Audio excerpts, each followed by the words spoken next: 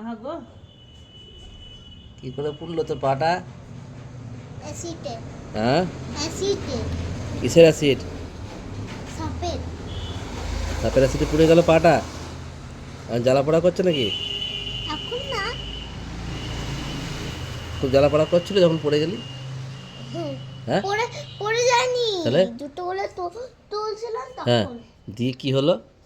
তখন মা উঠলাম, হ্যাঁ, তারপরে তারপরে দেখছি যে লেগে আছে সাপেরটা। দেখি। তাই তো, দাঁড়া দাঁড়া এক জায়গায় দাঁড়া দেখি, ভালো করে দাঁড়া দেখি আলোটায়। হ্যাঁ, অনেকটা পুড়ে গেছে তো, অনেকটা পুড়ে গেছে রে। আর হাত দিস না সাপের বিষে, ঠিক আছে? আমি হাত দিইনি। বেশ ঠিক আছে।